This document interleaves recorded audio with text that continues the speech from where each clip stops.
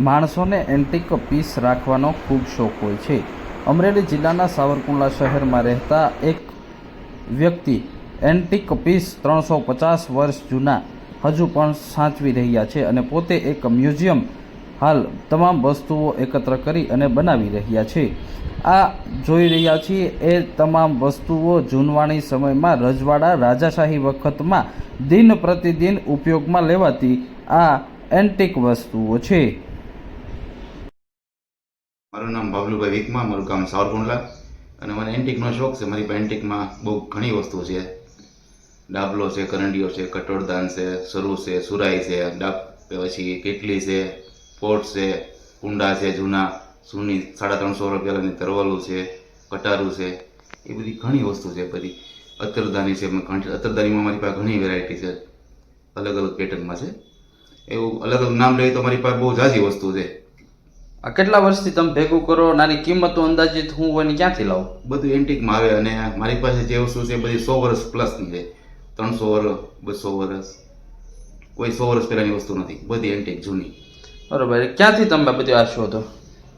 મારી પાસે અલગ અલગ બધા ફેરિયાઓ હોય।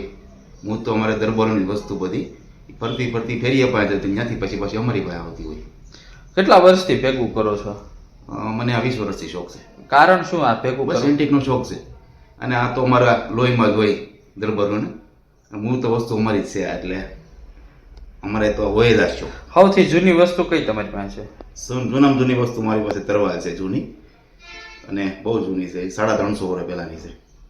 એનું ખાસિયત શું? તલવારમાં શું ખાસિયત હોય? એટલે એ તો શક્તિ છે, તમે દબાવો એટલે સીધી હાથમાં ઊભી થાય। અને એ સમયમાં રાજસ્થાનથી તરવાલ બનાવવા લોકો અહીંયા સાવરકુંડલા આવતા, એટલે સાવરકુંડલા તરવાલ પ્રખ્યાત હતી। સાવરકુંડલા શહેરમાં રહેતા આ બાબલુભાઈ વિકમાનું એક અનોખું મ્યુઝિયમ છે।